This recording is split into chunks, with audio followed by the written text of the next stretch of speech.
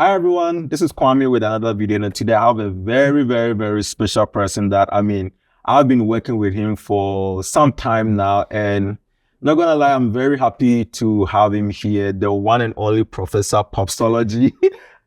Today we have so much stuff to talk about. So you guys can see something different, but it's still gonna be the same thing. So Popsology, welcome to my channel.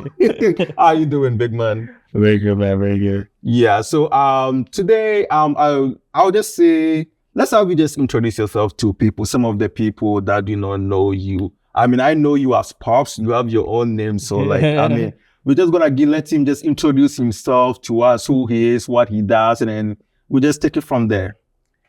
Hey, hi, my name is Samuel. I go by Pops. I'm a DP based in Toronto, Toronto, Brampton, but I work all around the GTA. Yeah. Oh, okay. So, as a DP, you say you were a DP. How did you get into being a DP, working as a DP and all that? It's kind of been a journey of discovery. I started out like on the editing side of things, cutting dance videos to music. Oh. And then I learned that I like imagery because I grew up painting and sketching and drawing. So that kind of helps my style and how I work. So just kind of through that discovered I like cameras, I like creating images, I like lighting. And yeah, I'm here. Yeah. One thing that I liked, one thing that made me recognize you was your specs. Like you have a thing for doing specs. And I think last year you did a KLC specs, right? Before we even go much into talking about the KLC spec that you did, like why do you do specs? Like as a cinematographer, like you per se, you Samuel, like why do you do specs? And then what is the intention behind those specs that you do?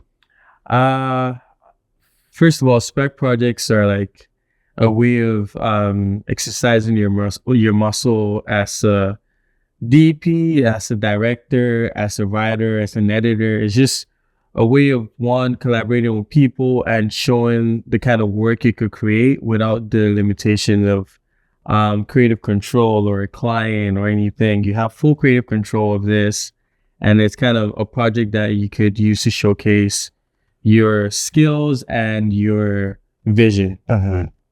So yeah, I got into specs as a way to kind of show that I'm able to do commercial work because I've been doing a bunch of narrative for a while and I'm trying to like break into the commercial space. So spec projects have been kind of like a gateway for me to kind of show people, oh, I could do commercials. I could make pretty bright looking images. Oh, yeah. Okay, so with that concept, are you saying that like specs are only for commercials, person? No, well, you mainly say it's mainly used in the commercial space. Oh, okay. But you could have spec music videos. You could have spec, trying to think, brand videos, that type of thing. Technically, a spec is something that is not tied to an organization. So like whatever brand or a song or anything is showcasing in a spec, but you're not like directly connected to the brand itself or the product itself. It's just you showing how you would shoot something for that brand. Oh, okay. So like with what you were saying, it's pretty much you kind of like showing to the world, if let's say you had the opportunity to do that for the brand or the organization, this is how you are going to approach it. Exactly. And stuff. Okay. I kind of have an idea about specs. I also do specs and stuff, but I started off with photography, and when I was doing photography, I didn't even know it was like what I was doing was specs and stuff. But one thing that I started when I came into the cinematography, I was like, oh, this is what it means. Like just doing projects to kind of like, some people say they do it to build a portfolio and then all that. But one time when I came into this, I was like, oh, it's kind of like a very big deal. Something that you need to get it done, especially if you don't have a portfolio. It's something that you, like you said, where it's like you've done more of narratives and then you rather trying to do commercials and stuff. My big question for you is, especially if, let's say, I'm starting out, I just started, I'm trying to network and all that, and I may not have the money to do maybe certain things. Like, how do you approach your spec project? Because I know we are on different scales. I've seen some people on YouTube where they can do a spec project of like 10K and stuff. So like, how do you approach your spec project, especially for someone that is still trying to find their footing in the industry? What are some of your approach to it? First of all is one, knowing your limitations. Build your spec around what you have available to you. If you have a location that you could use, that saves you money. If you have certain props that you know will be key to the spec and you have available to yourself, use those. So like whatever you could use to save money or do for free, try to build around that. That way you're not like, you don't have a full idea and now you're trying to find the pieces. You're going to get the pieces and use that to build your idea. That way, that's one way of saving money. Then finding people, like people who are in the same space as you, try to build their portfolio as well and pitch into them as well. It's like, I come to me, oh, I have this idea. I'm trying to do this. I know you're trying to be a gaffer. I know you're trying to be a DP. I know you're trying to be a director. Will you be interested in collaborating on this? And it'll be something we can both showcase as like our work. So that's those are the two main things: building around what you have and finding people who are willing to kind of work with you on such projects. Yeah, I mean, I totally 100% do get everything. I think sometimes one thing that maybe I've realized is sometimes like we may see someone that we really like their work, but then maybe I have my small Coca-Cola spec that I want to do, and I've seen that pops, you are doing like 7K, 10K spec commercials, and I'm like, I would like to want you to DP, but maybe you may not be the right person right now for me to reach out, because I am now trying to get my foot at the door with even directing, right? I think I realize that sometimes the problem is we get scared a little bit, and something like you said, where it's like you find yourself people that are on kind of like on the same wavelength or on the same experience per se. Because sometimes I think we have this thing where it's like, okay, right now me going to message someone that maybe shoots Game of Thrones to come in DP for me. Yeah. you get the picture that I'm trying to create, where it's like, it can be one of those things where sometimes, as much as we would love to work with that person, sometimes like it's a little bit scary, like trying to hit up with somebody later, but at the same time, you want to work with that person. Like, how would you approach maybe situations like this? I'll say, first of all, it's the worst that could happen is they say no. Okay. Or not right now, because you never know. Like, I've heard of stories where people reach out to this big famous like celebrity to work on a project, and just because something within that project kind of resonates with them, they decide to do it even for free sometimes. So it's like, you never know what someone's gonna say yes to until you ask. That said, you should also be prepared before you ask. Like, if I'm gonna hit up like a big DP to come help on my project, or a big director, I'm not gonna go like with just my words. I'm gonna come with a full treatment, a pitch deck, a lookbook, like all the tools I have to express my vision to you and to sell the product. Because at this point, you're selling a product. You're trying to pitch a product to someone. So having all of those pieces, and hitting up people, like, never be afraid to slide into the DM. Yeah. So, okay, before even we move to the next, so this is like a very small one. What is like, in your own way, some of the best way that you like for someone to reach out to you? For people to reach out to me, honestly, I'm like, I don't have any particular like things per se. It's more be genuine. Let me know exactly what you need from me. The more details you could give me off the rip, the easier it is for me to like give you a definite answer. Because what ends up happening sometimes is like, if you reach out to me, you're like, oh, hey, are you available for this date? So I'm like, oh, yeah, I am. And then you give me like another piece of information, I accept, another piece of information, I accept. And at the end of the day, you're like, oh, but I forgot to mention it's a free project, blah, blah, blah. That's not what you want to do. Yeah. You want to go off the top and be like, have a full message, like a full, well-written message, and have all the details of what you need from them within that. That way they know what they're about to walk into before they say yes or no to anything. Yeah. Okay. I really, really, really do love. I think sometimes the problem per se is maybe like I encountered this a lot. Last year I didn't encounter it that much when I was doing my first spec project, but this year I realized that most of the people that now I work with are more of like in the industry. They have much experience and stuff. And I realized that when I was putting just so you know, you are not getting paid. It was very hard when I'm sending those messages. I have to add that, but it was one of kind of like a hurdle that I realized that I need to let people know of the bat. Because sometimes even using the word passion project, even if you say passion project, it doesn't really still answer certain questions. You need to like be specific, like, okay, this and that and that. And at the end of the day, kind of like being okay with whether they say no or they say yes. At least you just kind of like tried and then you did all that. Yeah. So in the frame of like working for free per se or reaching out to people to come and be on your spec, so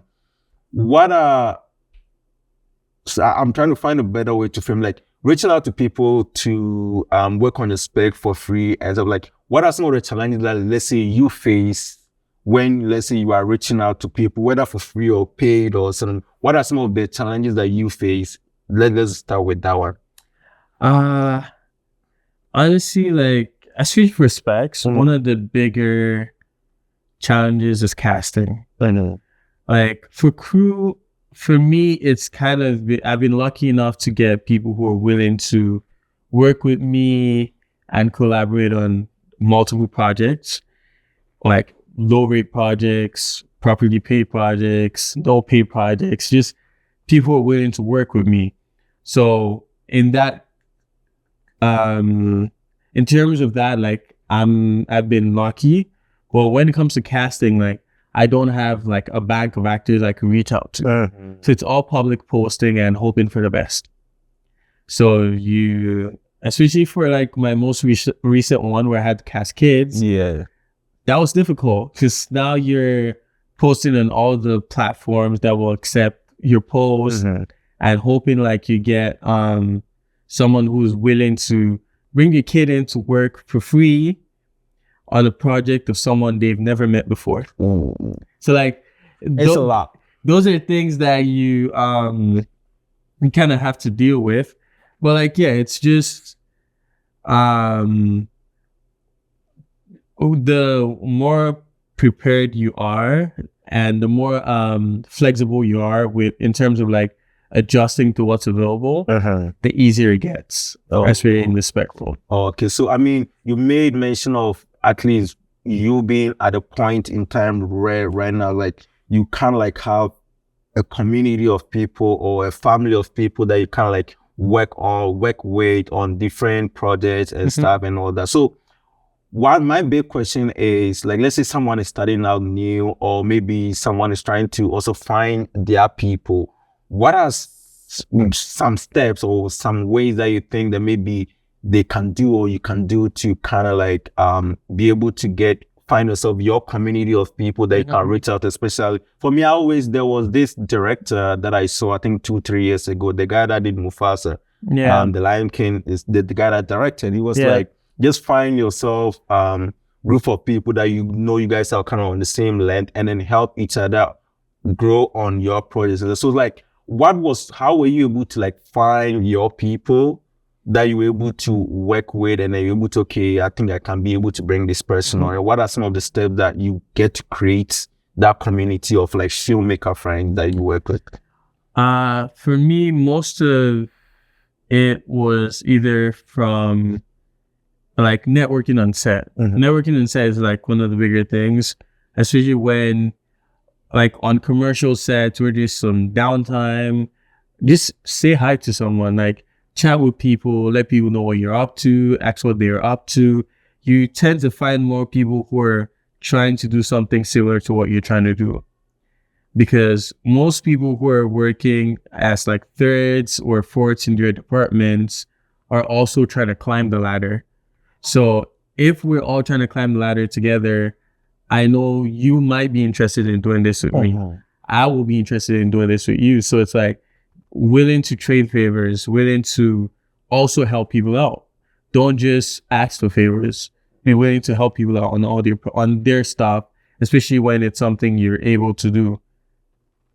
Yeah, okay. I mean, I really dig that because I think I remember when I started out, one of my biggest problems, one of my biggest issues I was facing was, I was like, yeah, I've gone to film school and all that. I was a COVID filmmaker. So, so imagine I did film school online. Like we were doing it and then we had to. So it's like, at the end of the day, when I graduated, I knew people, but we've not really worked. And so it's like, oh, then one of my biggest problem was, how was I going to find people? Even if you message someone, like how are you even going to go about it? Because it's like, they don't know you. Nobody knows you. You've never even been on set. Yeah, you've been on student short films, but then most of your student mates too were COVID students. And then I think for me, some of my approach, I just started messaging people that, hey, I wanted to PA for you and stuff. And then that was how I was able to kind of like slowly find my people and stuff. So, I mean, before we go into going more into kind of crewing, let's talk about the spec project that you did last year, the KFC spec project. Like, what made you decide to do that KFC spec project? For that one, it was a thing where it was a conversation between me and the co-director Louis. Literally after a shoot, one day we stopped at Popeyes for food, and we're like trying to like figure out how to grow and how to like build our portfolio, especially in commercials. And we started to brainstorm like what kind of spec commercials work, what direction we wanted to go. So we were at a chicken spot. We thought about, you know what, let's do something for a restaurant. Let's find something iconic that a lot of people could relate to. That's where Toonie Tuesdays came about. I didn't grow up here, but Louis did. And apparently there was this deal at KFC where you could get a meal for $2 a toonie. And all the kids used to go crazy and save up money, just kind of get down to Tuesday after school. So that was the whole premise that led into creating this world of Gabby, who was getting ready to get her Toonie Tuesday deal. Yeah, okay. So like, I mean, I watched it. It was the first project that I kind of got to introduce to you and then your work and everything. I mean, seeing the magnitude of it, I was like, oh, wow, like these people are like on a whole different level. So to kind of like summarize it up, like what are some of the, let's say, things that you learned on that spec project that you were able to bring into your newest project that you did this year? Like what are let's start with some of the challenges that you even faced. Well, I think you were a director and then you also DP at the same time. So like, what were some of the things that you learned on that KFC stuff? For one, like I learned prep is everything. Like there's never enough prep work to be done because you always have to like have a backup plan for a backup plan for a backup plan. We getting locations was very difficult because that's one of the things I learned. I didn't plan around the locations I had available to me. I planned the spec and started looking for locations. So luckily I had friends who were willing to like, one of my friends was willing to let me shoot in his house. That was the Bedroom Scene. Louis was able to secure a school who let us shoot for a classroom.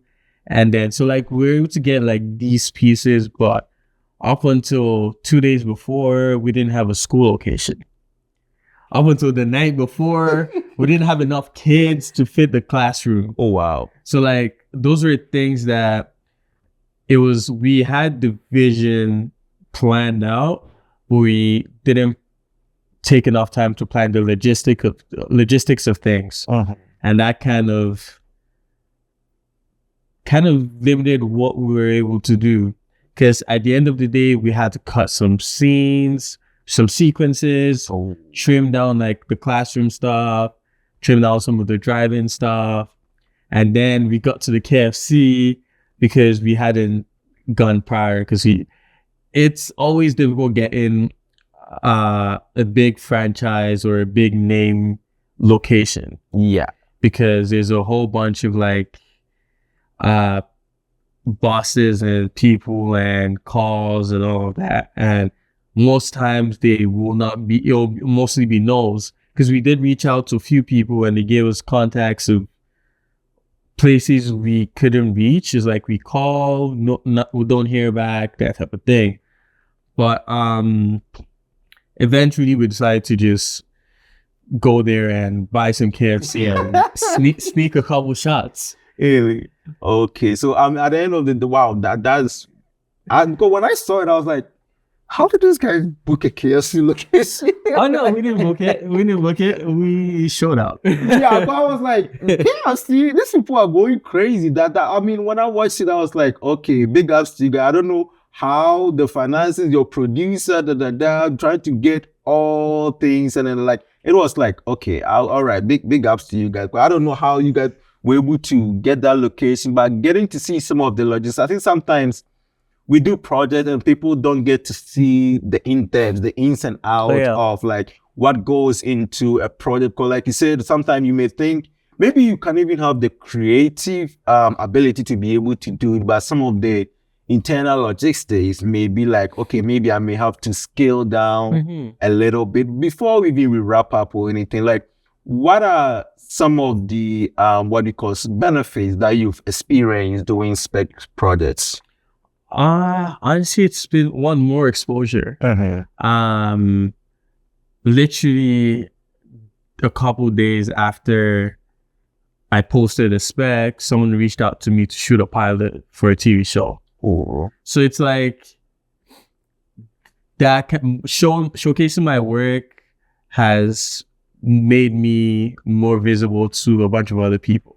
Like I've met new people through that, made new connections, and it's kind of like set a premise for my future work. Like when I was reaching out to people for this spec I just shot, it was something I could show people like, okay, this is what I did last year with minimal crew, with minimal gear. I'm trying to repurpose this same format for a different idea and make this more personal, make this more, make this better.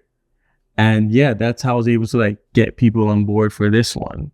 Okay, so one of the huge benefits for you was the exposure, and I mean, the technical side, we definitely did learn from it, and then everything. Okay, Big Man, I really appreciate you. We're definitely going to have Pulse back again because there's so much stuff that we have to talk about, but we're trying to keep it as short as possible. So as you guys know, just shoot your spec project. One thing that I really learned from this whole conversation is the fact that just do with what you can on what you have available. Even if you can push it a little bit, try and push it a little bit, but always make sure that you cut in your code according to your size. I really appreciate having you, Big Man. And we're going to have you next time for another video. There's so much stuff that I want to talk and I want to learn. So we're going to see you again next time. So guys, we're going to sign up over here. Let me know what you guys know and learn from this video. And I'm going to see you guys in the next video.